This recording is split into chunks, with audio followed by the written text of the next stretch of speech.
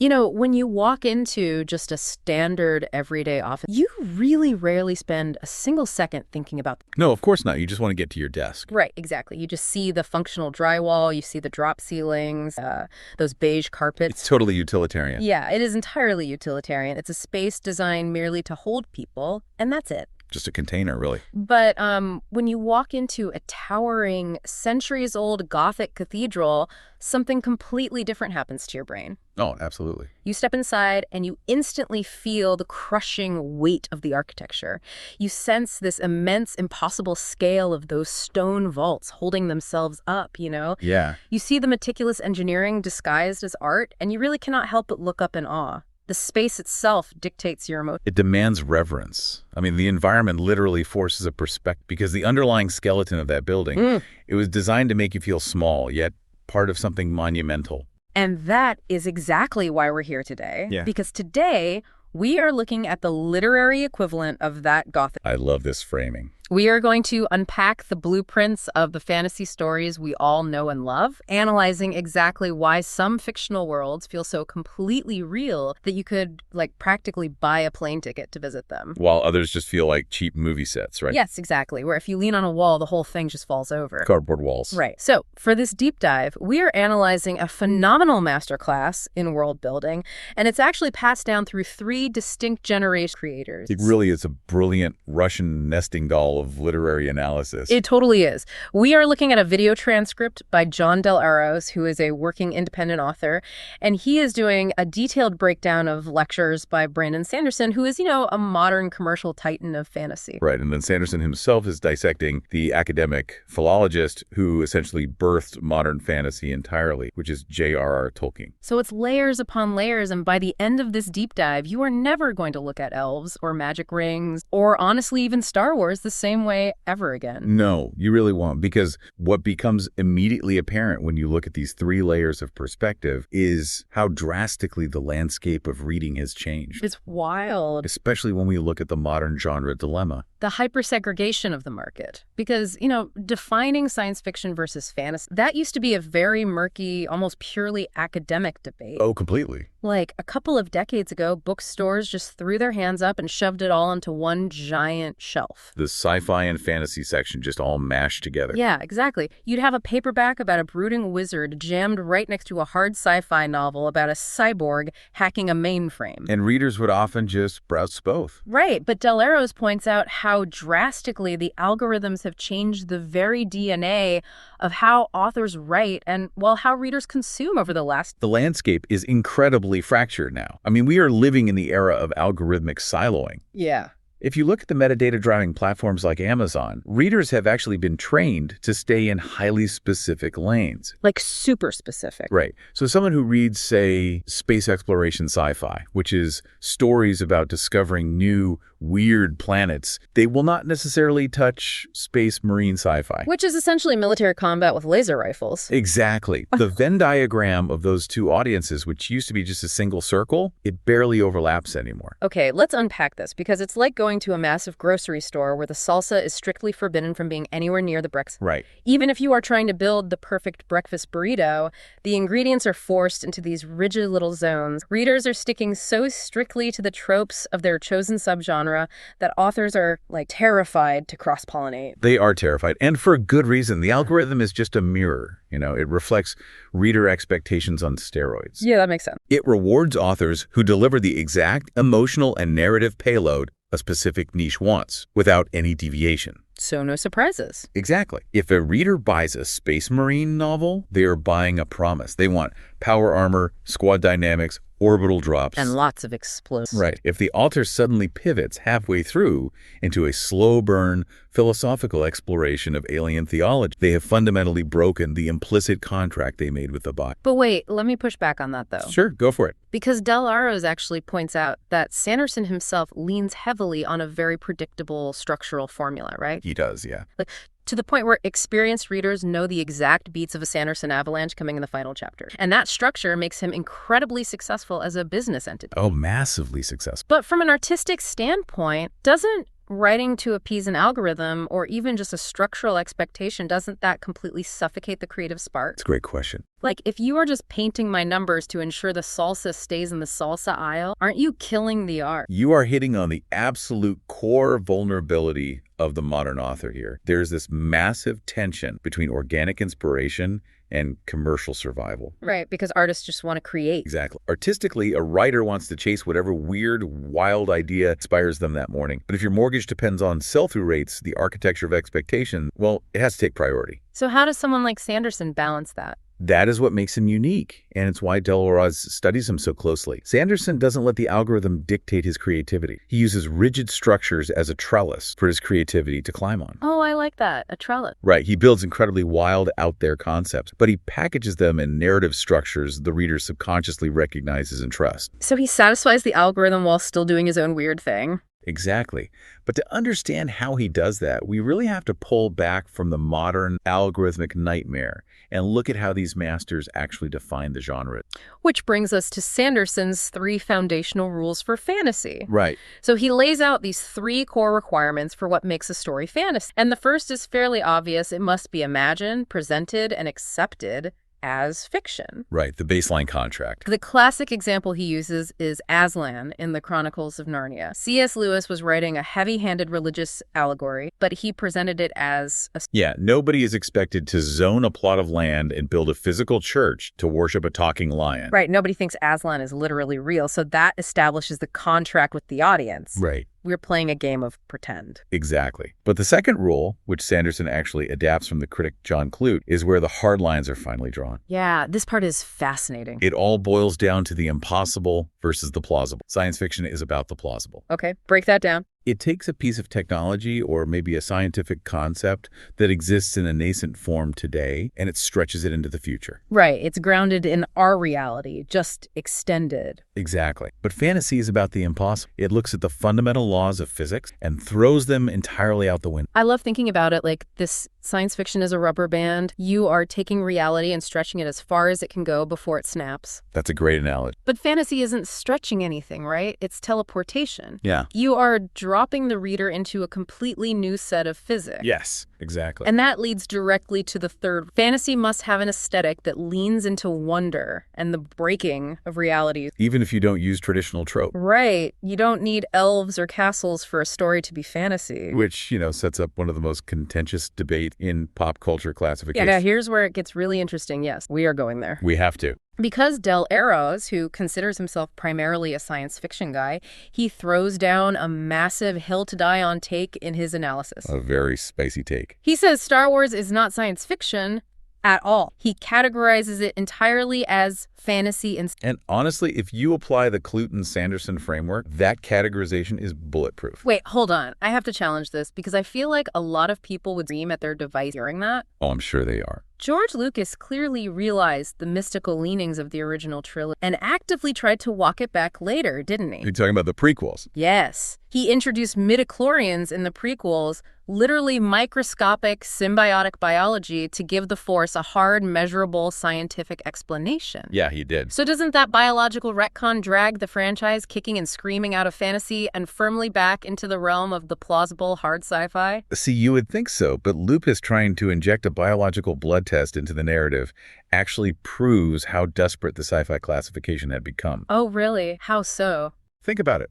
Midichlorians were wildly rejected by the fan base, right? Oh, absolutely despised. Exactly. Precisely because they violated the genre contract that was established back in 1977. The core engine of Star Wars is not plausible orbital mechanics. It's not the actual physics of plasma weaponry. So what is the end? The engine is the Force. It's a mystical energy field wielded by space wizards who use magical sword, telekinesis, and precognition. So the spaceships are just window dressing. The aesthetic is metal and chrome, but the narrative heartbeat is pure magic. It leans entirely into the aesthetic of wonder and the impossible. It is fantasy wearing a sci-fi trench coat. A sci-fi trench coat. I love that. And what makes it so fascinating is that Delors, despite preferring the plausible rubber band of science fiction, makes massive exceptions for his love of specific fantasy work. Right. He specifically praises Sanderson's Mistborn, Robert Jordan's Wheel of Time, and Tolkien. And those aren't just minor exceptions. Those are the foundational pillars of epic fantasy itself. Yeah. They really are. But to truly appreciate the earthquake that Tolkien caused in the literary world, we have to look at what things were like before. The before times. Right, the before time. We have to look at what the genre looked like before Tolkien published his work. Because according to Sanderson's historical breakdown, the fantasy genre we know today simply did not exist. Not in its current form, no. It was split into two very distinct, very limited... Lane 1 being portal fan. Okay, let's talk about portal. This is a framework where a protagonist from our mundane reality, Earth, is transported through a gateway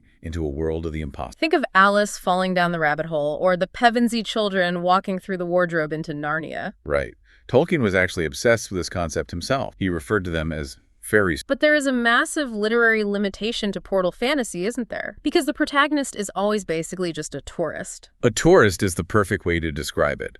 Because the protagonist is from Earth, they act as a direct stand-in for the reader. Right, they are just as confused by the talking animals and the floating cast are. Exactly. And from a world-building perspective, this means the author actually doesn't have to create rigorous internal logic for their universe. The world just has to be weird and wondrous. Yeah, it's like a theme park ride.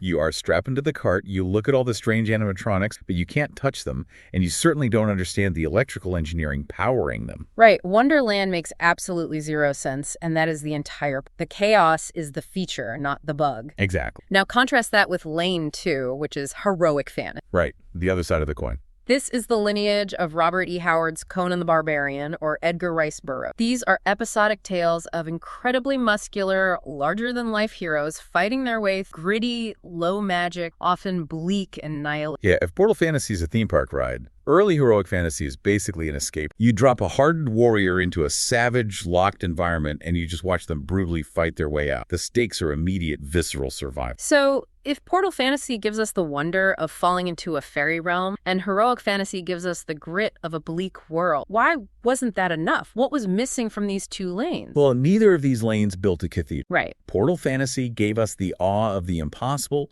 but the protagonist lacked agency and the world lacked any deep logic. And heroic fantasy. Heroic fantasy gave us high-stakes action and grit, but it lacked depth. Conan is worried about decapitating the monster directly in front of him. He is not pausing to consider the 10,000-year sociological history of the monster's civilization. So there was this massive void in the literary landscape for a cohesive, deeply rooted mythological foundation. Exact. And Tolkien recognized that exact void and drove a massive third lane right down the middle of it. Inventing what we now call epic fantasy. Right. And Sanderson argues that Tolkien built this new lane on 5 massive structural pillars. Okay.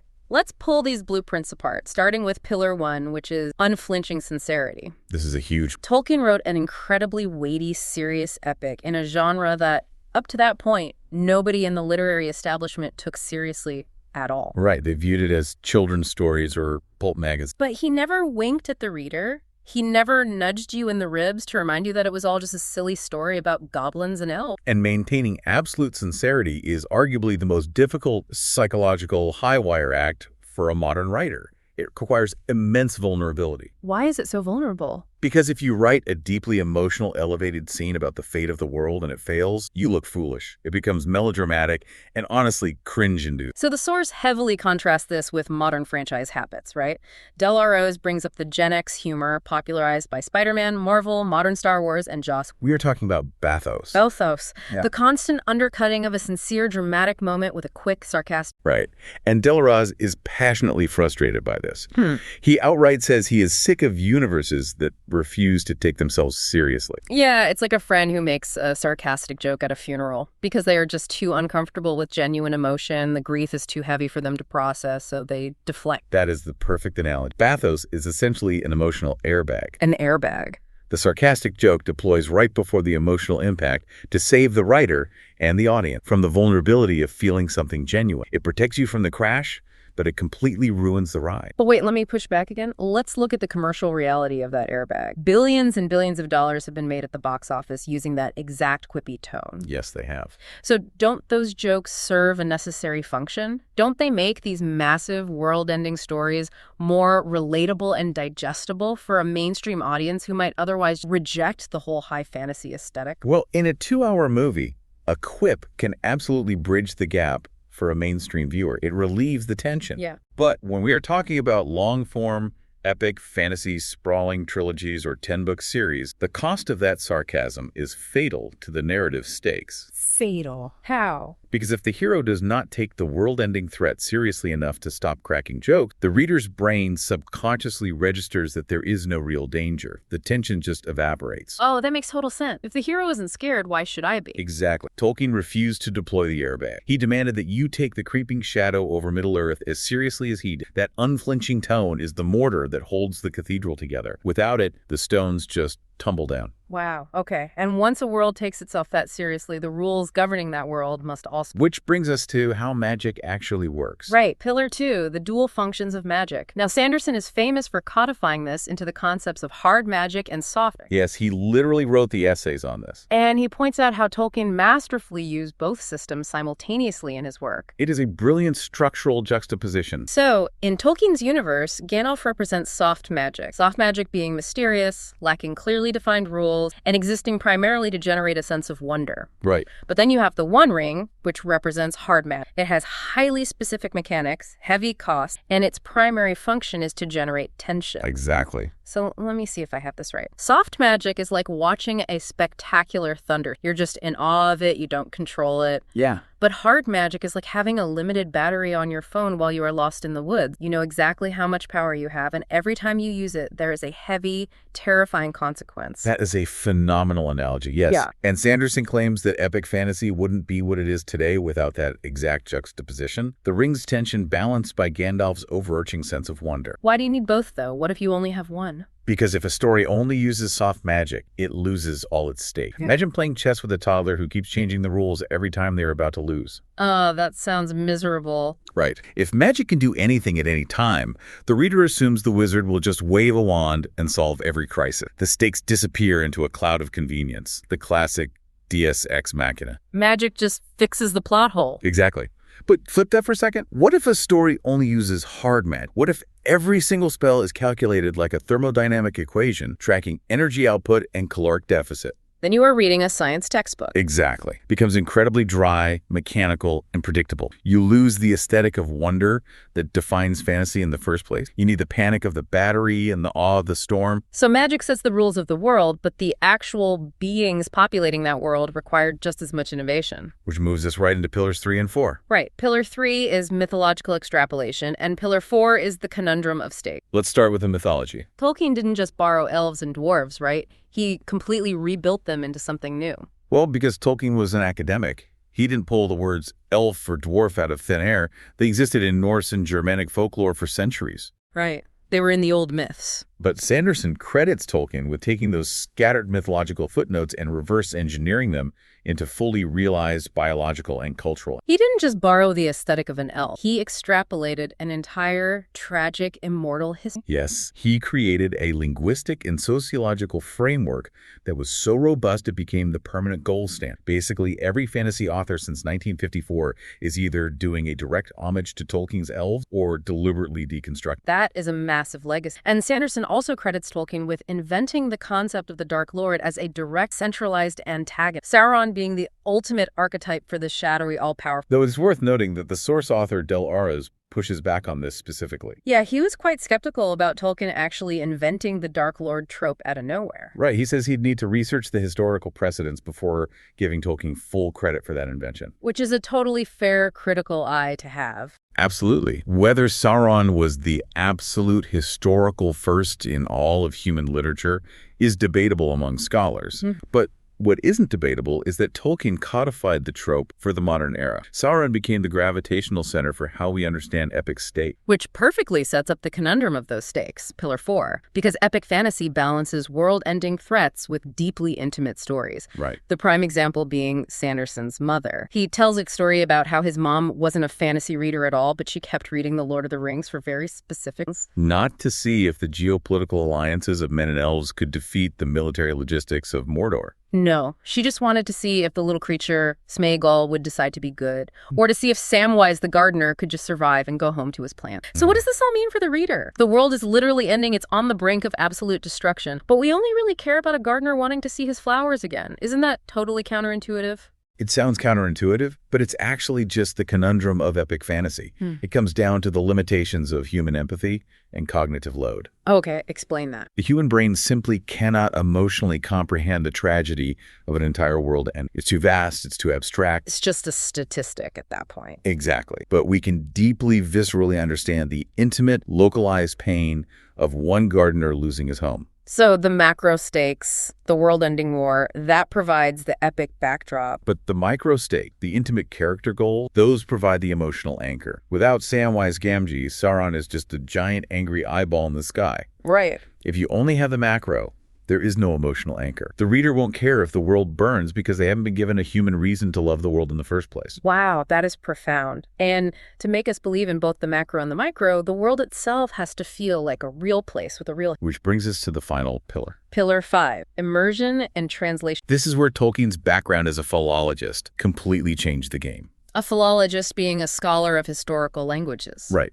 Tolkien didn't approach these books as a guy writing a novel. He approached it with the conceit of a found document. Found document, like the Blair Witch Project of fantasy. Yes, exactly. He treated his books as translated manuscript. He framed the narrative as if he had stumbled upon the Red Book of Westmarch, an ancient historical text, and his only job was to translate it from its original ancient tongue into modern English. So cool. He included maps, not just as visual aids for the reader, but as actual in-world artifacts. Right. But the linguistic depth is where it gets truly insane. Yeah. Because he was translating from a constructed language. He made deliberate localization choices. Oh, this part blew my mind. He had previously translated real works, like Beowulf and Sir Gawain and the Green Knight, so he knew how this worked. He anglicized names in Lord of the Rings to preserve their cultural tone rather than their literal meaning. Right, the famous example being Samwise. Yes. In the actual constructed language of the Hobbits, Sam's name is Banazir. But Tolkien knew that to an English reader in the 1950s, Banazir sounds exotic, right? It sounds foreign and high fantasy. Yeah, it sounds like an elven king. But he needed Sam to feel rustic, simple, and incredibly familiar. So he translated the tone of the name into Samwise. And Sanderson actually admits he borrows this exact translation conceit for his own sprawling Cosmere novels. Because it worked so incredibly well. But I have to ask, and I am expressing sheer amazement at the dedication it takes to invent multiple languages just to make a story feel authentic, but does a reader actually need to know that Sam's name is Banazir to enjoy the book? No, not at all. Or is this just an author showing off his Oxford degree? It's a fair question, but the reader absolutely does not need to know the linguistic minutiae. If you force them to learn the grammar chart, you become a textbook, not a novel. Right. But here is the magic trick of epic fantasy. The reader subconsciously feels the weight of it. Iceberg principle. Exactly. You only see the 10% above the water, but you feel the mass of the 90% below it. The meticulous historical framing changes the reading experience from just consuming fiction to feeling like you are uncovering lost mythology. You feel the foundation of the cathedral. You absolutely do. Okay, so having dissected all 5 pillars of Tolkien's massive legacy, how does a working author today actually apply this massive frame? Because it is a lot of weight to manage. It is. So let's bring it back to the source creator, Jean Delarose, and his steampunk fantasy series, which starts with the book For Steam and Country. Right, set in the world of Roselandia. Yeah, Roselandia. It features airship, collapsed empires,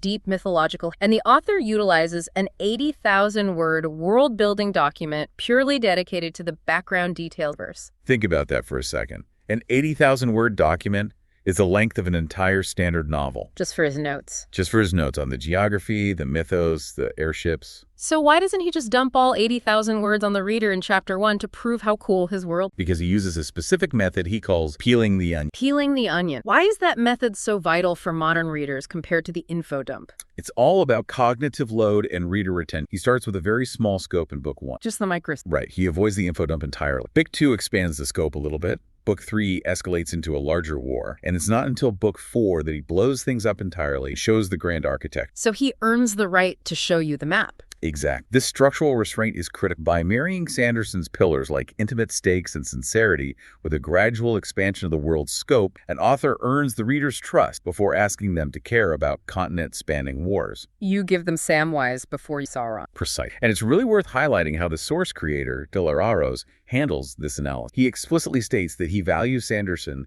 as a very smart individual and a good teacher of the craft. Even though he also mentions he has some personal or professional disagreements with Sanderson's recent act philosophies, right? Exactly. Yeah. He looks past any of those disagreements to appreciate the pure artistic mechanics.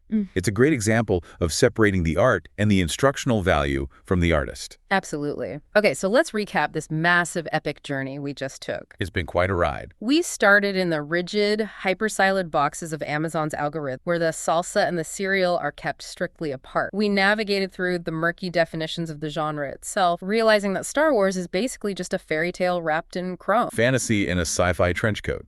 Exact. Then we explored Tolkien's 5 massive pillars of epic fantasy: the sincerity, the dual magic systems, the mythos, the microstakes, and the immersion. The blueprints of the cathedral. And finally, we looked at how modern indie authors are carrying that torch today by carving the onion. It really is a masterclass in world building. But this leaves us with a final, really provocative thought to mull over. Yeah, let's hear it. If the modern era of fantasy and sci-fi has been heavily dominated by the quippy, sarcastic, wink-at-the-camera humor of Gen X franchise block. The bathos. Right, the bathos era. And if audiences are genuinely growing tired of it, what will the next tonal look like? It is the million-dollar question. When the pendulum finally swings completely away from that Marvel-style humor, will we return to Tolkien's rigid, unflinching sincerity? Going back to the old cathedral. Exact. Or will a brand new generation invent a totally different emotional framework for epic fantasy that we haven't even seen yet? A fourth lane entirely. Yes, a fourth lane. It's something to really think about the next time you pick up it. Thank you so much for coming along on this deep dive into the hidden architecture of fantasy. Stay curious, keep reading, and keep exploring the impossible.